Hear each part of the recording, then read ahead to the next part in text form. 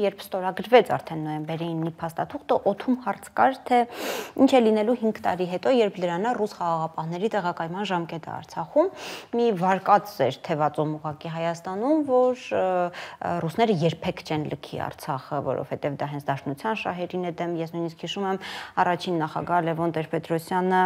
հայտարարություն արեց, թե սխալ է պատկերացումը, որ ռուսները երբևէ կհամաձայնեն Արցախից դուրս գալ, մեջբերեմ ես,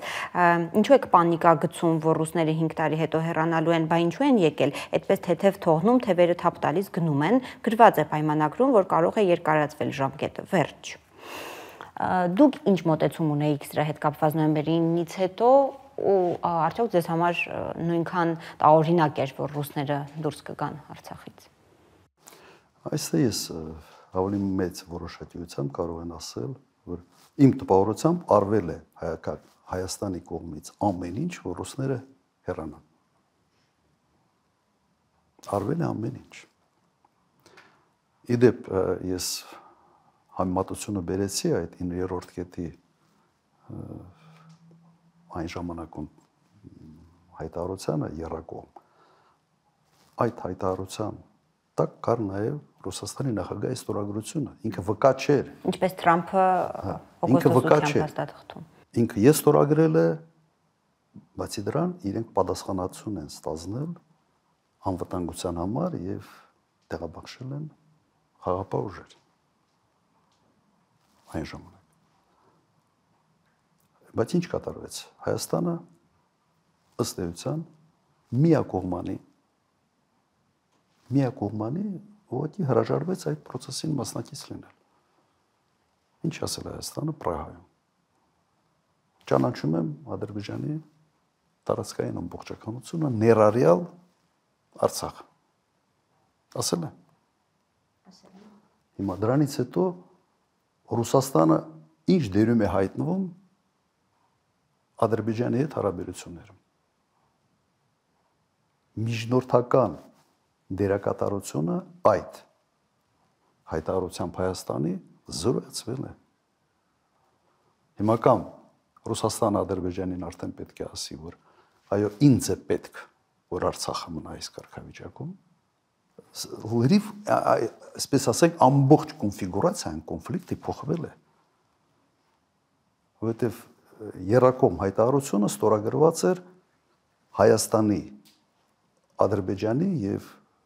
Ռուսաստանի նախագահի միջև։ Ղարաբաղի կարգավիճակը մնում է անորոշ, հետագա քննարկումների առարկա պետք է լիներ։ Եվ տվյալ դեպքում Հայաստանը ասում է, ես չկամ այս գործում։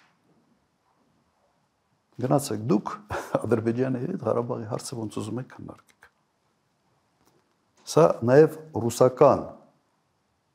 միջամտության, Ռուսաստանի այդ խաղապահների ներկայության կարգավիճակը ոչ թե անորոշ է դարձել, անհասկանալի է դարձել։ Սա լրջագույն խնդրեմ է։ Եվ պատճառը սա է, այն ինչ որ կատարվեց հետագայում, պատճառը սա է։ Ղարաբաղի կորուստը ուղղակի հետևանք է Պրագայում ստորագրած հայտարարության բովանդակության։ Ուղղակի հետևանք է։ Ուրա Մակրոնը, ուրա Շարլ Միշելը, ով դրանց տեղը հիմա հիշում։ Որ իրենք ըստ էության ներկա լինելով որոշակի գոնե քաղաքական պատասխանատվություն կրում են, չէ՞ սրա համար, թե չեն կրում։ Հիմա սա է վիճակը։ Եվ եթե մենք մտածում էինք, թե ասենց Ռուսաստանը իցմա, ասենց իր վրա պատասխանատվություն պիտի վերցներ Ղարաբաղի համար, այդպես միջազգային հարաբերություններում չի լինում։ Եթե Հայաստանը այդ քայլը չաներ, ես չեմ կասկածում, որ 5 տարին կերկարաձգվեր եւս 5 տարով եւ կլիներ քաղաքական լուծման ինչ որ մի առաջարկ։ Միգուցե այդ 19 թվի մերժած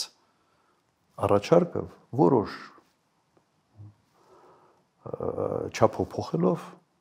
չես կարող պատերազմի հետևանքները հաշվի չառնել ընդհանրապես, բայց կդնեինք սեղանը եւ կփորձեին գտնել մի լուծում։ Իսկ որ պահին ձեզ համար ակնհայտ դարձավ, որ Արցախը ամբողջությամբ են կորցնում։ Դա բլոկադայի օրերն էր, թե ավելի մեծ մտահոգություն առաջացավ հենց Պրագայի հայտարարությունից հետո, մեծ մտահոգություն, որովհետև հեռանկարները այնքան մշուշոտ էին։ Իսկ այն ժամանակ ես նաև արտահայտվեցի, որ դու չես կարող Ղարաբաղի հարցը գցել Ռուսաստանի գրպանը։ Չես կարող գցել, այդպես չի աշխատում։ Այս չի կարող այս հարցը ծանր հետևանքներ չունենա։ Իսկ երբ որ ճանապարհը փակեցին այսպես կոչված էկոլոգները եւ ինձ համար հասկանալի էր, որ սա արդեն խնդրեմ է, որ վերջը ճանապարհը փակվելու է ամբողջությամբ եւ Ադրբեջանը նաեւ օգտագործելով այն հանգամանքը, որ Ուկրաինայում սկսվել է պատերազմը եւ Ռուսաստանը ավելի է կենտրոնացած այն հարցի վրա, Ադրբեջանը այդ հանգամանքից եւս պետք է օգտվի։ Եվ օգտվեց։ Մենք այդ առիթը չպիտի տայինք։ Նիկոլ Փաշինյանը մտածեց, որ այս ռուսները զորախումբ են տեղավորել խաղապահ։ Հիմա թույլ են գնան, ոնց ուզում են հարցը լուծեն, այսպես կոչված զբրոս նագրուսկի, այսինքն այդ բերից մի հատ ազատվեն։ Եվ հիմա խոստովանում է, չէ, հիմա ասում է ամեն ինչի մասին։ Որ դա մենք Ղարաբաղը տալով ձեռք ենք բերել Հայաստանի անկախությունը։